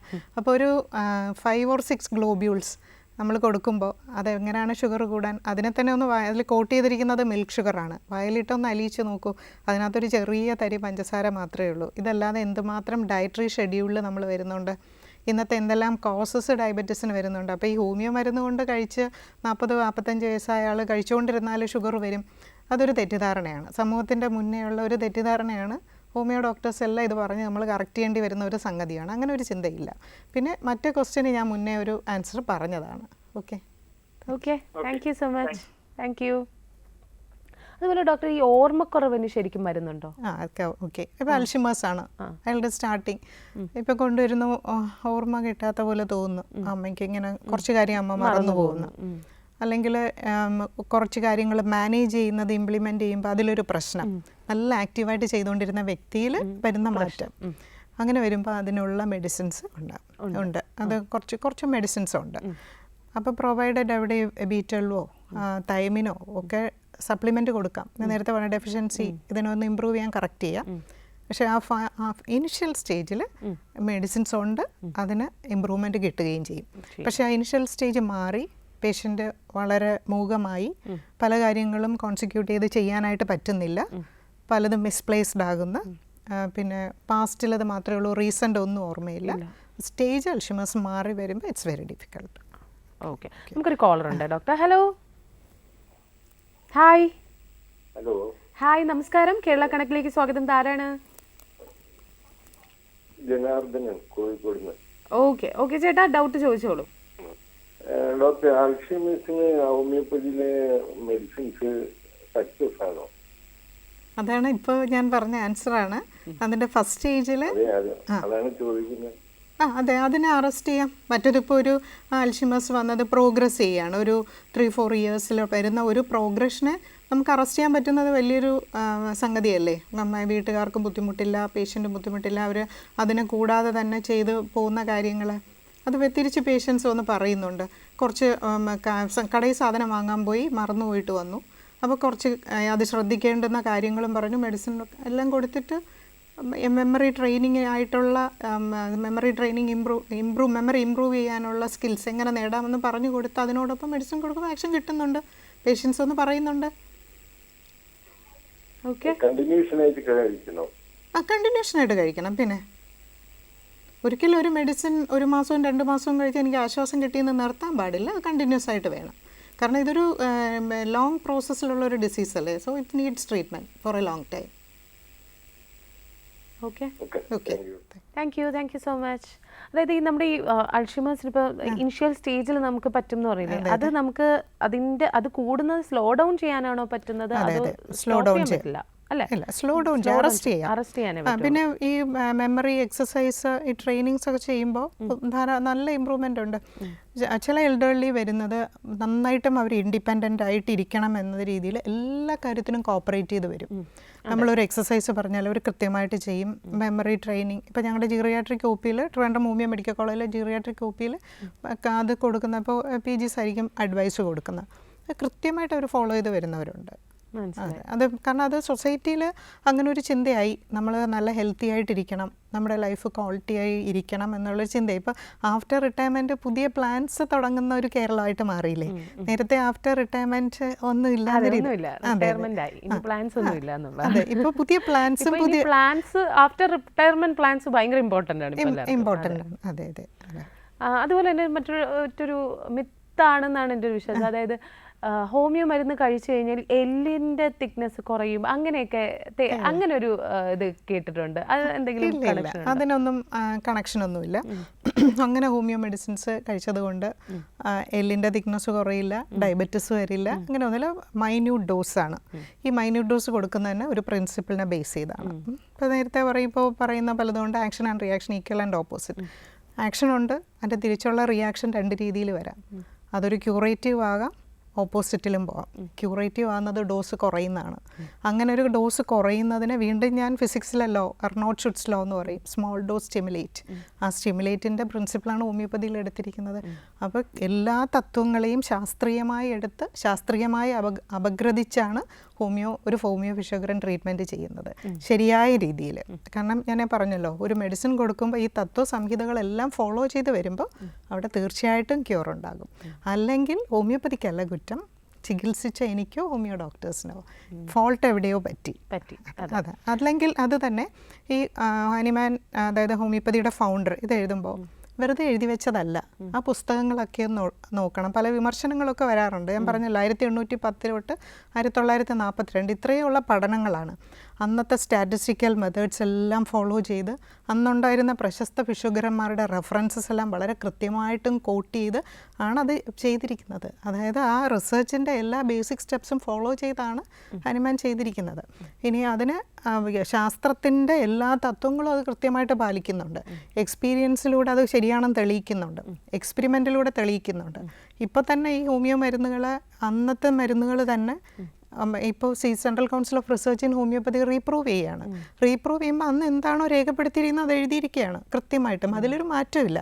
കാരണം പറഞ്ഞല്ലോ, ഇത് പ്രകൃതി തത്വങ്ങൾക്ക് അധിഷ്ഠിത, അവിടെ മാറ്റം വരുന്നില്ല. ആ റീപ്രൂവ് ചെയ്ത മെഡിസിൻസാണ് കൊടുക്കുന്നത്. ഇതിലൊരു നോൺ ബാൻഡ് മെഡിസിൻസ്, ഹോമിയോപ്പതിയിൽ മെഡിസിൻ ബാൻഡ് അല്ല. പിന്നെ പല തെറ്റിദ്ധാരണകൾക്കും കാരണം മീഡിയം നമ്മൾ യൂസ് ചെയ്യുന്നത് പലപ്പോഴും ചെറിയ മധുരമുള്ള ഗ്ലോബ്യൂൾസ്, കുറച്ച് ഷുഗർ ഓഫ് മിൽക്ക്, എല്ലാം സെയിം ആണ്. പക്ഷെ മെഡിസിൻസ് ഒരു 600 to 1000 നമ്പർ ഓഫ് മെഡിസിൻസും പുതിയതും വന്നുകൊണ്ടിരിക്കുകയാണ്. ഇതിലോട്ട് ആഡ് ചെയ്യാണ്. Media not medicine. അപ്പോൾ അവിടെയാണ് ആദ്യത്തെ തെറ്റിദ്ധാരണ വരുന്നത്. പിന്നെ ഈ ഇതിനകത്ത് ഇത് വെച്ചതുകൊണ്ട് എന്താണ് ഈ ഹോമിയോപ്പതിയുടെ മരുന്നിൻ്റെ ആക്ഷൻ എന്നുള്ളതാണ് അടുത്ത തെറ്റിദ്ധാരണ. അതിനും സ്ഥാനമില്ല. ഇപ്പം നാനോ ടെക്നോളജി ഇത്രയും വളർന്നു. നാനോ പാർട്ടിക്കിൾസിൻ്റെ ആക്ഷൻ തന്നെ it penetrates cell membrane speedily. അതിൻ്റെ ബയോളജിക്കൽ ആക്ഷൻ ഹൈ ആൻഡ് സൂപ്പറാണ് അതിൻ്റെ പവർ. അത് നാനോ പാർട്ടിക്കിൾസിൻ്റെ ആക്ഷൻ. ഇതിനകത്തിരിക്കുന്ന നാനോ പാർട്ടിക്കിൾ ഇതൊരു സിമ്പിൾ ഡൈല്യൂഷൻ അല്ല, ഇതൊരു ഹോമിയോപ്പതിക് പ്രോസസ്സാണ്. ഡൈല്യൂഷൻ ആൻഡ് സക്കസിങ് ഇൻ സീരീസ് എന്നാണ് അതിൻ്റെ പേര്. അങ്ങനെ വന്നാണ് ഈ മെഡിസിൻ ഉണ്ടാക്കുന്നത്. അപ്പോൾ ഈ നാനോ പാർട്ടിക്കിൾസ് ആക്ച്വലി അതിന് ആക്ഷൻ ഉണ്ട്. ഇനി ഇതല്ല ആക്ഷൻ, അല്ലെങ്കിൽ മൃഗങ്ങൾക്ക് കൊടുക്കുന്നു, അവർക്ക് എന്ത് പ്രീ കൺസീവ്ഡ് ഐഡിയ, എന്ത് പ്ലാസിബോ എഫക്റ്റ് കിട്ടാൻ? ആക്ഷൻ ഉണ്ടായിട്ടല്ലേ അവരിൽ ആക്ഷൻ കിട്ടുന്ന ധാരാളം വെറ്റിനറി ഡോക്ടേഴ്സ് യൂസ് ചെയ്യുന്നുണ്ട്. ഓക്കെ. അപ്പോൾ ഇത് ശാസ്ത്രാധിഷ്ഠിതം, അതിനകത്ത് ആക്ഷൻ വളരെ നന്നായിട്ടുമുണ്ട്.